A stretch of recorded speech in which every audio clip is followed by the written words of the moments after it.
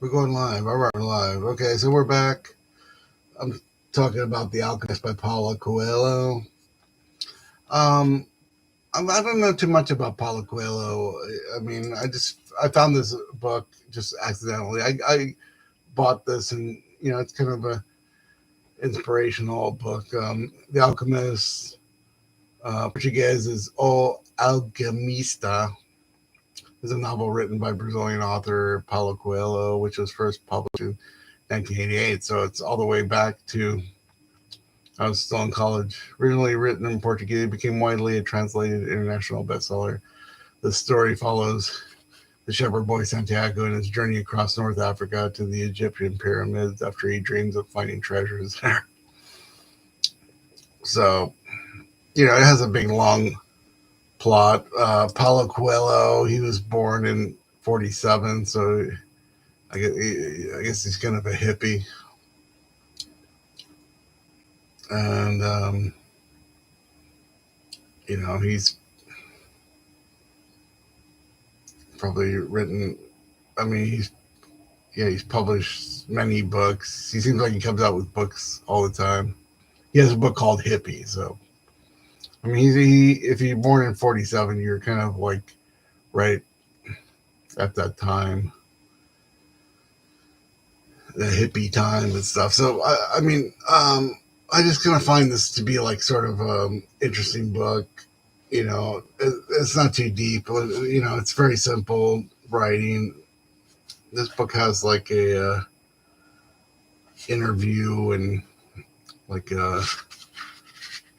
pictures and stuff. Look, so this is kind of like what it reads like. So don't think about what you left behind, the alchemist said to the boy as they began to ride across the sands of the desert. Everything is written in the soul of the world, and there it will stay forever.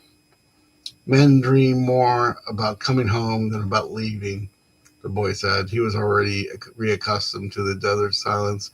If what one finds is made of pure matter, it will never spoil, and one can always come back.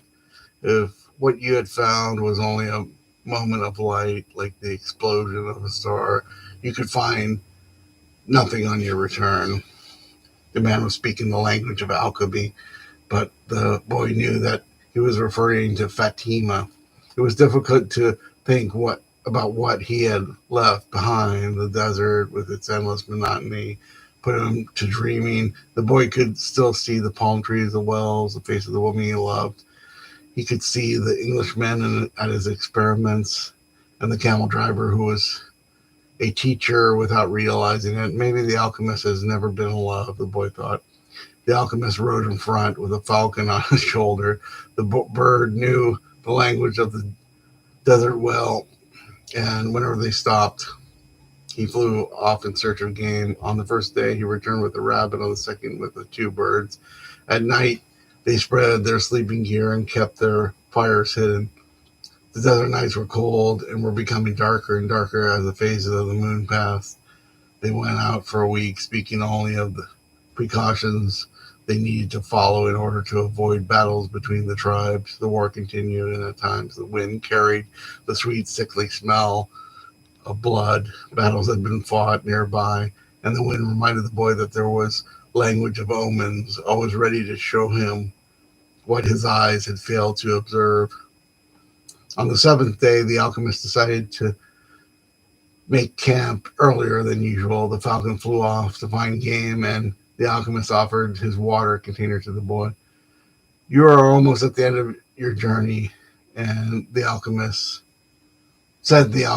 I congratulate you for having pursued your personal legend, and you've told me nothing along the way, said the boy. I thought that you were going to teach me some of the things you know. A while ago, I rode through the desert with a man who had books on alchemy, but I wasn't able to learn anything from them. There is only one way to learn, the alchemist answered. It is through action. Everything you need to know, you have learned through your journey. You need to learn only one thing more. The boy wanted to know what it was, but the alchemist was searching the horizon looking for the falcon. Why are you called the alchemist? Because that's what I am. And what went wrong with the other alchemists tried to make gold and were unable, and what went wrong. They were looking for only gold. His companion answered. They were seeking the treasure of their personal legend without actually wanting to live out the personal legend. What is it that I still need to know? The boy asked. But the alchemist continued to look into the horizon, and finally the falcon returned with their meal. They dug a hole and lit the fire on it, so the light of the flames would not be seen. I'm I'm an alchemist simply because I'm an alchemist, he said as he prepared a meal. I learned the science from my grandfather, who learned it from his father, and so on, back to the creation of the world. In those times, the masterwork could be written simply on an emerald, but men began to reject simple things and write tracts, interpretations, and philosophical studies. They also began to feel they knew a better way than others did. So, yeah, so this is so yeah, there's kind of like some new agey kind of stuff here, and some some anti-intellectualism. Let's see. The plot of this novel builds on the international folktale type classified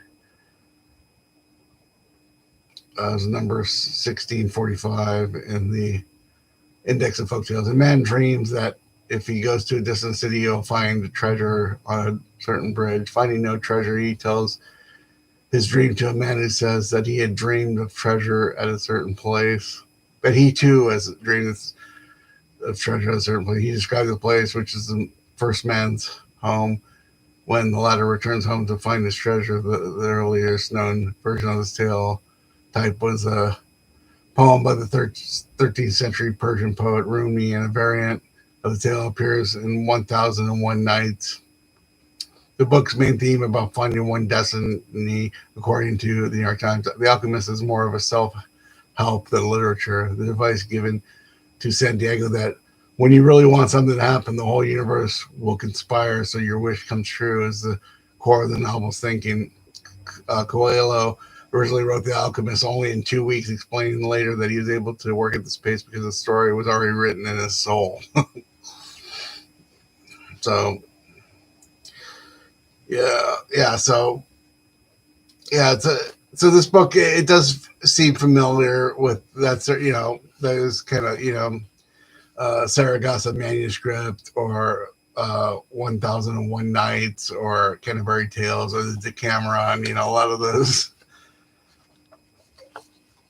mystical, it's like, what, like, I'm going to write a book. What should I write about? I'm going to write about the pyramids of Giza. I'm going to write mystical journey. The guy meets an alchemist.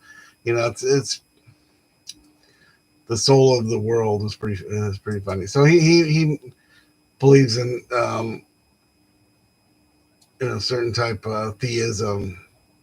But I don't know. When I read this book, I was like kind of a little depressed and stuff. So I was kind of looking for something sort of positive. So in that way, I think this book is a good book. But it might be like total trash and stuff, or I don't know. I'd have to read it again and stuff. It might be like light. I mean, like a light version of something greater. And and he just kind of took something from Rumi or something. Okay, well, that's all I wanted to say. I just wanted to talk about this book because I had it here, and I have given it to other people, bought them copies. I mean, you could probably, I probably get this copy for like $1 somewhere, but it's probably pretty cheap. But it's pretty. You can go to like a library sale and probably find one of these books.